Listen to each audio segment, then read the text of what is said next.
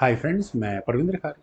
Friends, क्या आपने कभी सोचा है कि साइंटिस्ट किस तरह से एक डीएनए के स्ट्रेंथ की विड्थ के बराबर ट्रांजिस्टर्स कैसे डिज़ाइन कर लेते हैं और हम ऐसे नैनोस्कोपिक ट्रांजिस्टर्स को किस तरह से देख पाते हैं, मीन्स उनकी पिक्चर्स किस तरह से ले पाते हैं। फ्रेंड्स, ये सब काम पॉसिबल हुआ इलेक्ट्रॉन माइक्रोस्कोप के थ्रू, जिसने ह्यूमैनिटी को माइक्रो इवन नैनोस्कोपिक दुनिया को देखने का तरीका ही बदल दिया। फ्रेंड्स, आप यहाँ कुछ इमेजेस देख सकते हैं जो माइक्रोस्कोपिक ऑर्गेनिजम्स की।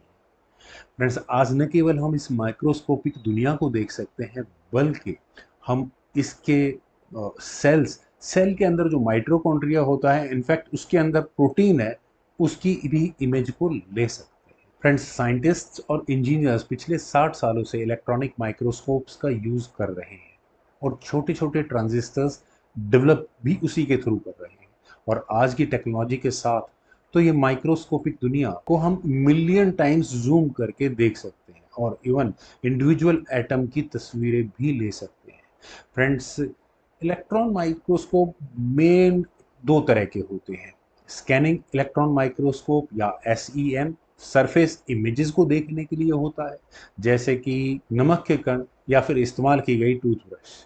फ्रेंड्स, आप इस टूथब्रश के ब्रिसल पर देख सकते हैं यहाँ पर ह्यूमन सेल्स या फिर इवन बैक्टीरियाज।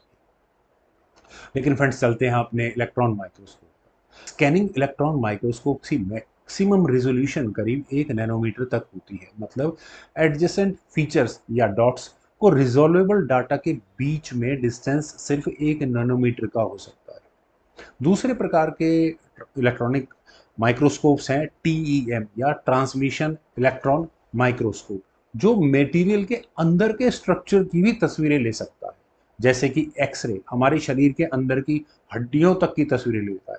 उदाहरण के तौर पर टीईएम का इस्तेमाल ट्रांजिस्टर के इन सेक्शंस की तस्वीरें लेने के लिए होता है। हालांकि साइंस को दूसरे ओवरलैपिंग है इस्तेमाल माइटोकॉन्ड्रिया के अंदर प्रोटीन की तस्वीरें लेने के लिए भी किया जाता है, या फिर सोने के नैनो पार्टिकल्स की तस्वीरें लेने के लिए। फ्रेंड्स, टीईएम टिपिकली ज़्यादा कॉम्प्लेक्स होते हैं एसईएम के मुकाबले। इनकी रेजोल्यूशन अप टू 50 पिकोमीटर्स होती है, जो करीब एक हाइड्रोजन एटम के साइज के बराबर होती है। चलिए पहले टीईएम पर फोकस करते हैं, क्योंकि ज़्यादा कॉमनली यूज भी होते हैं कटिंग एज टेक्नोलॉजी डेवलप करने में। और बाद में हम एसईएम यानी स्कैनिंग इलेक्ट्रॉन माइक्रोस्कोप का ओवरव्यू देखेंगे। और नोट करें, दोनों के इंजीनियरिंग में काफ़ी ओवरलैपिंग है। टीएम का बेसिक आइडिया ये है कि ये इलेक्ट्रॉन्स जनरेट करता है और इन्हें स्पीड ऑफ लाइट के 70% तक एक्सेलरेट किया जाता है, और इस तरह से एक बीम ऑफ इलेक्ट्रॉन क्रिएट होती है। फिर एक series of magnetic lenses electrons को एक छोटे से एरिया पर फोकस करती है और इन इलेक्ट्रॉन्स को स्पेसिमेन के थ्रू ट्रांसमिट कराती है, जो हम देख रहे होते हैं। स्पेसिमेन के अंदर डिफरेंट डेंसिटी और मटेरियल के हिसाब से जब इलेक्ट्रॉन बीम गुजरती है तो इलेक्ट्रॉन्स स्कैटर होते हैं, और इस तरह से स्पेसिमेन के अंदर का एक इमेज इलेक्ट्रॉन बीम पर इम्प्रिंट हो जाता है। इस इम्प्रिंटेड इलेक्ट्रॉनिक बीम को फिर एक ऑब्जेक्टिव लेंस के जरिए 40 गुना तक मैग्नीफाई किया जाता है और सेट ऑफ प्रोजेक्टर लेंसेज से 50,000 गुना तक मैग्नीफाई किया जाता है। इस पॉइंट पर इम्प्रिंटेड इमेज 5 से 6 सेंटीमीटर वाइड हो चुकी होती है और माइक्रोस्कोप के बॉटम पर हाई रेजोल्यूशन कैमरा सेंसर्स के जरिए कैप्चर की जाती है। फ्रेंड्स, मैं थोड़ी देर में डिटेल इंजीनियरिंग को एक्सप्लेन करूंगा, लेकिन अब के लिए आप सोच रहे होंगे कि हम इलेक्ट्रॉन्स को मैनिपुलेट ही क्यों कर रहे हैं, क्यों नहीं हम लाइट को इस्तेमाल कर लेते। फ्रेंड्स, विजिबल लाइट का फिजिकल मैग्निफिकेशन सिर्फ 2000 गुना तक हो सकता है, वो लिमिटेड है। अगर आप और ज़्यादा जूम करेंगे तो इमेज ब्लर हो जाएगी और बिना किसी डिटेल को रिवील किए वो बेकार हो चुकी होगी। दूसरी तरफ इलेक्ट्रॉन्स 2 मिलियन टाइम्स तक मैग्नीफाई किए जा सकते हैं। फिर क्वेश्चन ये कि लाइट फिजिकली लिमिटेड क्यों होती है। फ्रेंड्स, इस बात को समझने के लिए दो पॉइंट्स कंसिडर करते हैं जो सिर्फ 100 नैनोमीटर की दूरी पर है। विजिबल लाइट का एवरेज वेवलेंथ 540 नैनोमीटर के अराउंड अबाउट होता है, जो इन दोनों डॉट्स के बीच के डिस्टेंस से ज्यादा होता है, ऑलमोस्ट 5 से 6 गुना ज्यादा होता है। वेव ऑप्टिक्स के अनुसार जब लाइट इन दोनों पॉइंट्स को हिट करेगी तो बेंड होगी और इस तरह से प्रोपेगेटिंग वेव क्रिएट होगी एक डिफ्रैक्शन पैटर्न के साथ। अगर पॉइंट्स विजिबल लाइट की वेवलेंथ से कम दूरी पर है तो डिफ्रैक्शन पैटर्न होगा और दोनों पॉइंट्स को एक ब्लर्ड पॉइंट के साथ दिखाएगी। सिंपल शब्दों में विजिबल लाइट पॉइंट फीचर्स को ज़्यादा रिजॉल्व कर ही नहीं सकती जो 300 नैनोमीटर से कम दूरी पर है। हालांकि इस इलेक्ट्रॉन माइक्रोस्कोप में इलेक्ट्रॉन्स की स्पीड ऑफ लाइट की 70% तक एक्सेलरेट किए जाते हैं और इनका वेवलेंथ 2.5 पिकोमीटर्स तक चला जाता है, जो विजिबल वेवलेंथ के से करीब 2 लाख गुना छोटा होता है। प्रिंसिपल में इलेक्ट्रॉन माइक्रोस्कोप एक पिकोमीटर की दूरी पर स्पेस्ड पॉइंट्स को रिजॉल्व कर सकता है, लेकिन मैग्नेटिक लेंसेज के फिजिकल लिमिटेशंस के कारण कह सकते हैं इसका रियल रिजोल्यूशन 50 पिकोमीटर के आसपास पहुंच जाता है, जो एक मटेरियल में इंडिविजुअल एटम को देखने के लिए काफ़ी है। उससे ज़्यादा देख के हम न्यूट्रॉन को देखेगा अभी शायद टाइम लगेगा उसको देखने के लिए, मतलब सब एटॉमिक पार्टिकल्स को देखने के लिए। चलिए फ्रेंड्स, अब ज़रा ट्रांसमिशन इलेक्ट्रॉन माइक्रोस्कोप्स के कॉम्प्लेक्स इंजीनियरिंग को समझते हैं। टॉप से शुरू करते हैं। फ्रेंड्स, एक डिवाइस है जिसे फील्ड एमिशन सोर्स कहा जाता है, जो फ्री इलेक्ट्रॉन जनरेट करता है। बेसिक प्रिंसिपल ये है कि negatively charge electrons positively charge field की तरफ अट्रैक्ट होता है, आप सभी को पता होगा। यहाँ पर एक टंगस्टन क्रिस्टल मिरर है और उसके नीचे एक रिंग है जिसे एक्सट्रैक्टर कहते हैं। फ्रेंड्स, यहाँ एक्सट्रैक्शन रिंग 5000 वोल्ट से कनेक्टेड होता है और इसके कारण टंगस्टन में नेगेटिवली चार्ज इलेक्ट्रॉन एक्सट्रैक्टर की तरफ पुल होते हैं। इलेक्ट्रॉन्स पर इलेक्ट्रिक फील्ड का इफेक्ट टंगस्टन क्रिस्टल के जरिए शार्पली पॉइंटेड होने से एम्पलीफाई होता है, क्योंकि पिन पॉइंटेड, जो सिर्फ कुछ नैनोमीटर वाइड होती है और इसके कारण इलेक्ट्रॉन्स टंगस्टन से फ्री हो जाते हैं। नेक्स्ट स्टेप ये है कि इन्हें स्पीड ऑफ लाइट के 70% तक एक्सेलरेट किया जाना है।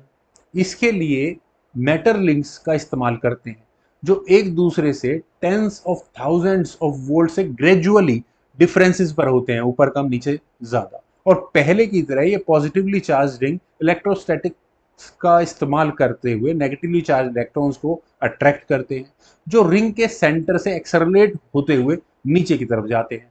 अब क्वेश्चन ये है कि हमें इतने फास्ट इलेक्ट्रॉन्स चाहिए ही क्यों? इसके दो रीजन है फ्रेंड्स।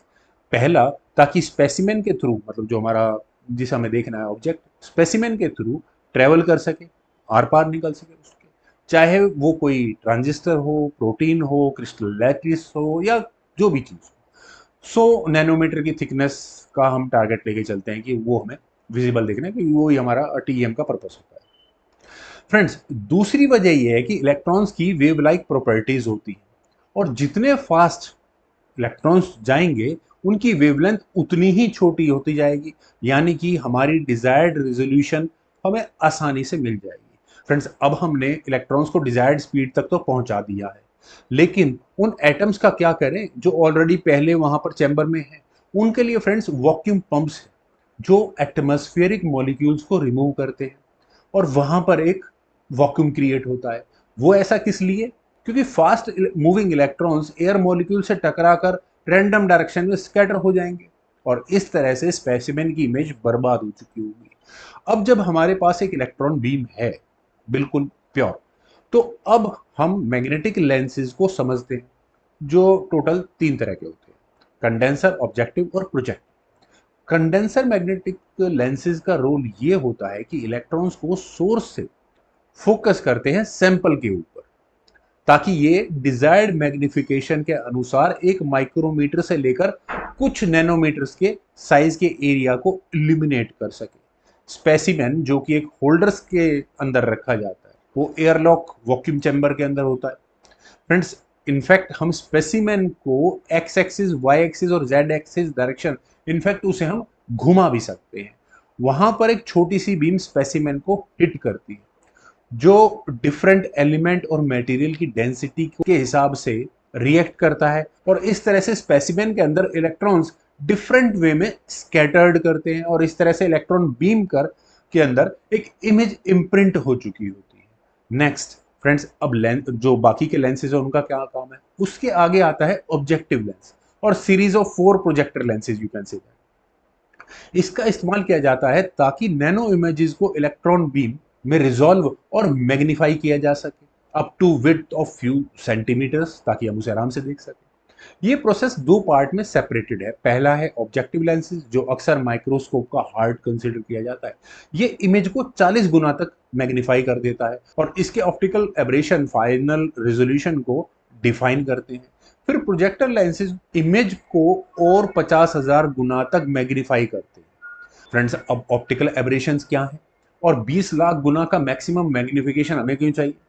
चलिए इस इमेज को देखते हैं जो गोल्ड के 962 ब्लरी एटम्स है। आज की टेक्नोलॉजी के साथ स्मॉलेस्ट डॉट्स का रिजोल्यूशन करने के लिए टीएम की एबिलिटी बीम ऑफ इलेक्ट्रॉन से लिमिटेड नहीं होती, बल्कि लेंसेज और एब्रेशन और डिस्टॉर्शन जो कि इमेज इम्प्रिंट करते हुए इलेक्ट्रॉन बीम के साथ हो जाती है मैग्निफिकेशन के बाद, और ये ऐड हो जाती है एब्रेशन जो उसमें इलेक्ट्रॉन बीम का थोड़ा बहुत दाएं बाएं होती है, वो इमेज थोड़ी सी डिस्टॉर्ट हो चुकी होती है और जैसे ही मैग्निफिकेशन हम करते हैं तो वो और ज़्यादा मैग्नीफाई हो चुकी होती है, इमेज भी और उसके साथ आने वाली डिस्टॉर्शंस भी। फ्रेंड्स, एब्रेशंस के टाइप क्या हैं? फ्रेंड्स, ये दो तरह की एब्रेशन हम मान सकते हैं। पहली स्फेरिकल और दूसरी क्रोमेटिक, मतलब कलर्स कलर्स तो ऐसे तो ब्लैक एंड व्हाइट इमेजेस होगी, लेकिन फिर भी क्रोमेटिक एब्रेशंस भी, जिन्हें हम बहुत ज़्यादा एक्सप्लोर नहीं करेंगे, एक ओवरव्यू देखेंगे।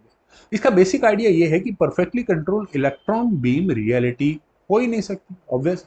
और aberration image printed electron beam को मैग्नीफाई करने के बाद ब्लरीनेस और रेजोल्यूशन को रोकते हैं। Friends, projector lenses objective lenses के मैग्नीफाई किए हुए इमेज को फर्दर मैग्नीफाई करते हैं, इंक्लूडिंग एब्रेशंस, जैसा भी मैंने थोड़ी देर पहले बताया। और ये सेकंड मैग्निफिकेशन के बाद और एब्रेशन ऐड करता है।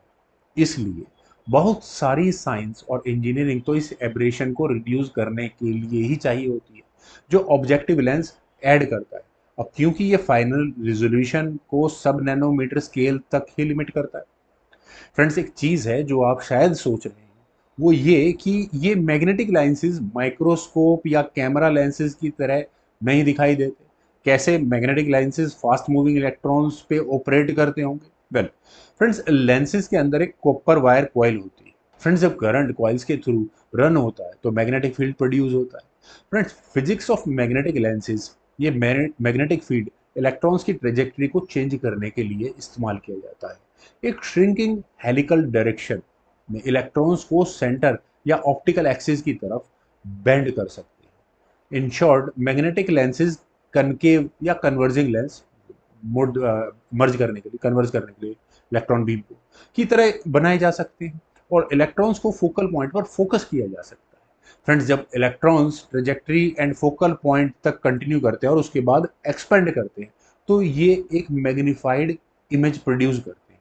ये मैग्निफिकेशन मैग्नेटिक फील्ड की स्ट्रेंथ, लेंस की पोजीशन और डिटेक्टर्स और कैमरा की पोजीशन पर डिपेंड करता है। चलिए माइक्रोस्कोप में फर्दर डाउन चलते हैं और एक्सप्लोर करते हैं कैसे हम इलेक्ट्रॉन्स को इमेज में बदलते हैं। फ्रेंड्स, इसके लिए दो सेपरेट सिस्टम्स यूज होते हैं। पहला एक फोस्फोरेसेंट स्क्रीन, जिसमें एक स्पेशल कोटिंग होती है, जब इलेक्ट्रॉन्स इसे हिट करते हैं तो वो ग्लो करती है। और एक कैमरा स्क्रीन को देखने के लिए यूज होता है। ये सिस्टम माइक्रोस्कोप को अलाइन करने के लिए यूज किया जाता है और स्पेसिमेन का ओवरव्यू हमें प्रोवाइड करता है। जब हाई रेजोल्यूशन इमेज को कैप्चर करने के लिए रेडी हो जाते हैं हम लोग, तो इस स्क्रीन को साइड किया जाता है और इमेज को सेकंड सिस्टम के जरिए कैप्चर किया जाता है, एक ज़्यादा सेंसिटिव सीमॉस कैमरा के साथ, जो एक हायर रेजोल्यूशन और डायनेमिक रेंज को रखता है। फ्रेंड्स, दो सिस्टम होने का पर्पस ये है कि स्क्रीन और कैमरा इलेक्ट्रॉन बीम और मैग्नेटिक लेंसेज को सही तरह से सेट करने के लिए यूज किए जाते हैं, क्योंकि अगर ये बीम इनकरेक्टली फोकस्ड हुआ तो ये बीम सेंसिटिव सीमॉस कैमरा को डेफिनेटली डैमेज कर देगा। फ्रेंड्स, हमने माइक्रोस्कोप के कई पार्ट्स को कवर किया है, लेकिन और भी इक्विपमेंट है जो एडिशनल फीचर प्रोवाइड कराते हैं, जैसे x-ray detectors, energy filters, phase plates, monochromators, multiple correctors, apparatus को होल्ड करने और एडजस्ट करने वाले मैकेनिज्म, मैग्नेटिक लेंसेज के लिए वाटर कूलिंग सिस्टम्स और दुनिया भर की सर्किटरी जो मैग्नेटिक लेंसेज और उनके फील्ड को कंट्रोल करने के लिए चाहिए होती है, वैक्यूम पंप्स, पावर सप्लाईज और पता नहीं क्या क्या। एडिशनली फ्रेंड्स पूरा माइक्रोस्कोप एक्सटर्नल वाइब्रेशंस को रिमूव करने के लिए एयर कुशंस पर भी टिका कर रखा होता है। इसमें कोई शक नहीं कि ये माइक्रोस्कोप एक incredible amount of science and engineering को रिप्रेजेंट करता है। अब हम टीईएम को अच्छे से समझ चुके हैं, ट्रांसमिशन इलेक्ट्रॉन माइक्रोस्कोप को। चलिए अब जरा एसईएम को समझते हैं, या scanning electron microscope. Friends SEM का बेसिक्स ये है कि स्पेसिमेन को पूरा इल्यूमिनेट हमें करने की जरूरत नहीं है। एसईएम एक फोकस स्पॉट क्रिएट करते हैं और इस स्पॉट को ऑब्जेक्ट के अक्रॉस स्कैन करते हैं, जिसे हम मैग्नीफाई करने की कोशिश कर रहे हैं। फ्रेंड्स ये इलेक्ट्रॉन्स बाउंस बैक होते हैं और इस प्रोसेस में secondary electrons, back scattered electrons और एक्सरे क्रिएट होते हैं जो मेजर की जाती है ताकि सरफेस की टोपोलॉजी और केमिकल कॉम्पोजिशन का डिटेल मिल सके। फ्रेंड्स एसईएम के साथ इशू ये है कि सिर्फ मटेरियल के साथ सरफेस की तस्वीरें लेता है और रेजोल्यूशन भी इसका लिमिटेड होता है। वो इस बात पर डिपेंड करता है कि हम कितना छोटा फोकस्ड स्पॉट क्रिएट कर सकते हैं और इलेक्ट्रॉन सैंपल में डीपली पेनिट्रेट भी करता है, या जिसे हम इंटरेक्शन वॉल्यूम भी कहते हैं। और प्रैक्टिकली एसईएम का रेजोल्यूशन 1 नैनोमीटर के आसपास तक का होता है। फ्रेंड्स ये थी मेरी आज की प्रेजेंटेशन इलेक्ट्रॉन माइक्रोस्कोप्स को लेकर। मुझे उम्मीद है आप लोगों को ये वीडियो और मेरी प्रेजेंटेशन ज़रूर पसंद आई होगी। तो आप लोग वीडियो को लाइक, शेयर और यूट्यूब चैनल को अगर अभी तक आपने सब्सक्राइब नहीं किया तो प्लीज़ सब्सक्राइब ज़रूर करें, और आपके कमेंट्स, सजेशंस का मुझे बेहद इंतजार रहेगा। Thank you for watching and bye for now.